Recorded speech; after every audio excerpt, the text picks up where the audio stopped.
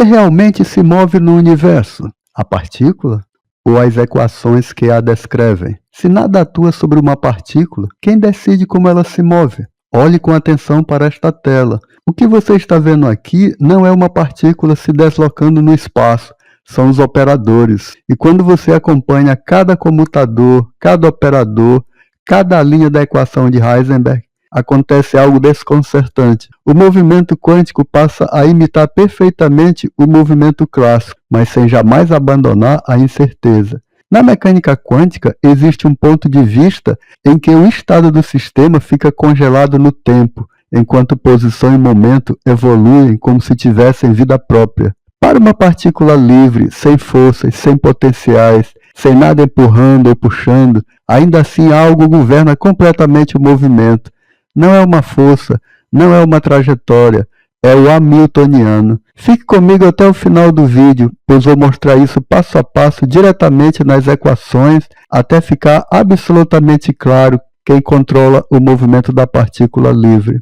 No tópico de hoje, vamos estudar quem controla o movimento da partícula livre. Essa aula tem como objetivo explorar a conexão entre a mecânica quântica através do hamiltoniano e da equação de Heisenberg para uma partícula livre. Vamos partir da energia cinética clássica para introduzir o hamiltoniano de uma partícula livre e a equação de movimento de Heisenberg, mostrando que a mecânica quântica descreve o movimento de forma consistente com a física clássica e preserva a interpretação da velocidade como variação temporal da posição. Energia cinética clássica. Iniciamos com a definição clássica de energia cinética, que representa a energia associada ao movimento de um corpo de massa m e velocidade v. Matematicamente, temos que energia cinética equivale a 1 sobre 2 vezes a massa da partícula vezes a velocidade ao quadrado da partícula. Para facilitar a transição para vetores, escrevemos o quadrado da velocidade como um produto escalar do vetor velocidade por ele mesmo. Observe aqui, energia cinética é igual a 1 sobre 2 vezes a massa vezes o produto interno entre a velocidade e ela mesma. Momento linear. O momento linear ou quantidade de movimento é uma grandeza vetorial fundamental na física, definida pelo produto da massa pela velocidade.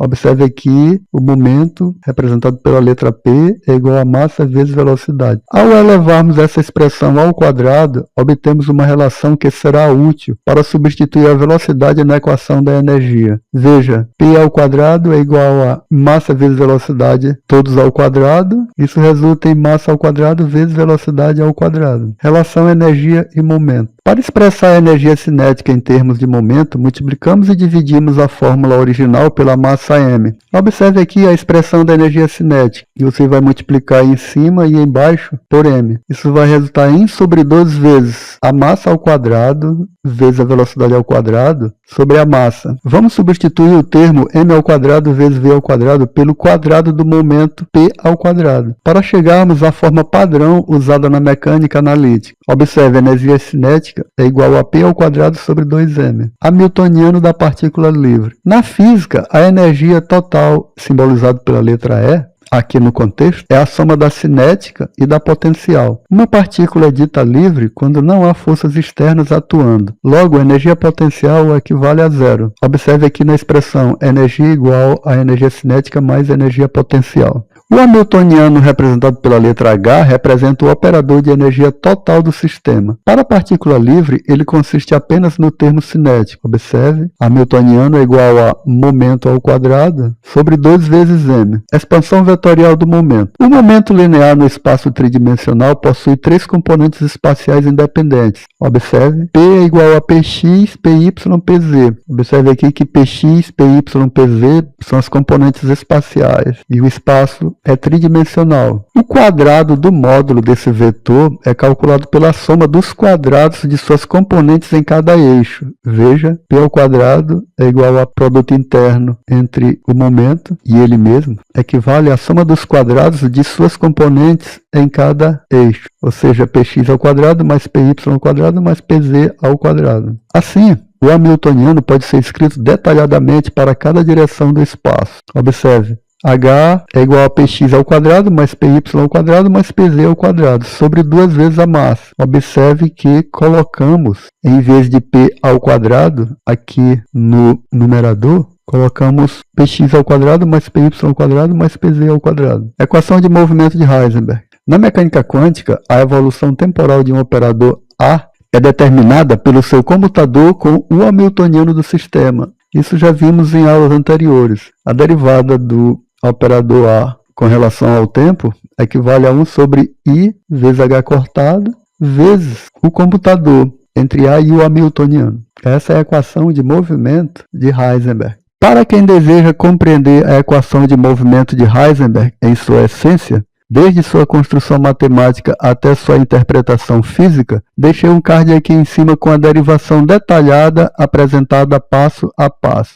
Dinâmica do momento. Aplicamos a equação de Heisenberg para a componente I do momento linear para verificar como ela muda com o tempo. Veja aqui, a derivada de PI com relação ao tempo é igual a 1 sobre I vezes H cortado, vezes o computador entre o momento e o hamiltoniano. Como o momento comuta consigo mesmo e o hamiltoniano depende apenas de P, o computador é nulo, indicando que não há variação temporal. Assim, a derivada de PI com relação a T é igual a zero. Isso implica que o momento é uma constante de movimento, mantendo seu valor inicial para todo tempo t. Portanto, P de t é igual a P de zero. O momento mantém o seu valor inicial para todo o tempo t. Dinâmica da posição. Para entender como a posição xi evolui, aplicamos novamente a regra de Heisenberg, agora usando o operador de posição. Observe aqui, derivada do operador de posição xi com relação ao tempo equivale a 1 sobre IH cortado, vezes o comutador xi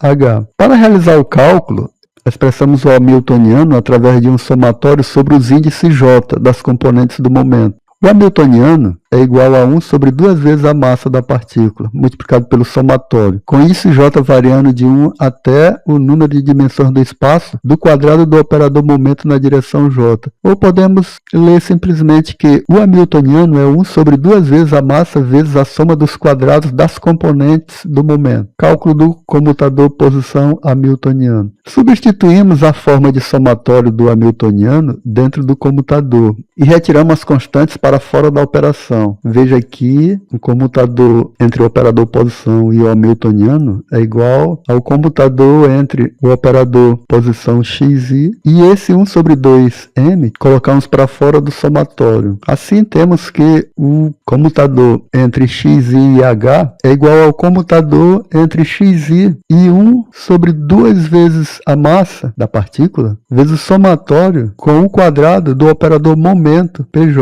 Utilizamos a identidade algébrica de comutadores para expandir o termo do momento ao quadrado. Observe aqui que o comutador de xi com o quadrado do operador momento pj é igual ao comutador de xi com pj seguido de pj mais pj seguido do comutador de xi com pj. Ou podemos dizer assim, o comutador da posição xi com o quadrado do operador momento pj é igual ao comutador de xi com pj multiplicado por pj mais pj multiplicado pelo comutador de xi com pj. Agora vamos aplicar a relação de comutação canônica, onde delta e j é o delta de Kronecker. Observe aqui, o comutador da posição xi com o operador pj é igual a I vezes H cortado vezes o delta de Kronecker, o delta de J. Somando os termos idênticos, obtemos o resultado simplificado do comutador entre a posição e o quadrado do momento. Observe, o comutador da posição xi com o quadrado do operador momento pj é igual a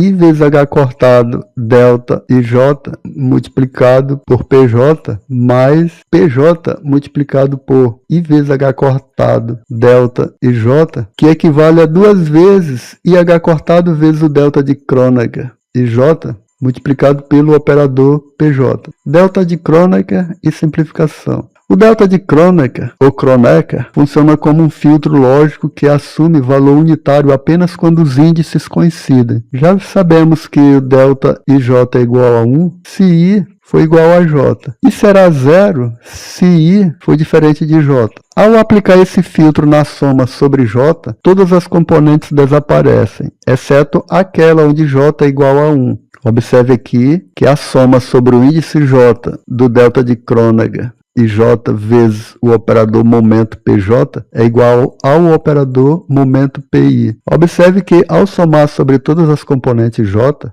apenas a componente em que J é igual a I contribui. Então o resultado é o momento na direção I, ou seja, PI. Substituindo de volta na expressão principal, cancelamos o fator 2 e encontramos o valor final do comutador com hamiltoniano. Veja então que o comutador XIH é igual a 1 sobre 2m vezes 2 vezes I vezes H cortado vezes o momento PI é igual a, você observa que vamos cortar o 2 com o 2, vai sobrar no numerador I vezes H cortado, no denominador vai sobrar o M e depois vai multiplicar por PI. Velocidade quântica. Finalmente, inserimos o resultado do comutador na equação de movimento de Heisenberg para obter a derivada da posição. Observe, a derivada da posição com relação ao tempo é igual a 1 sobre I vezes H cortado vezes I vezes H cortado vezes PI sobre M, equivale a PI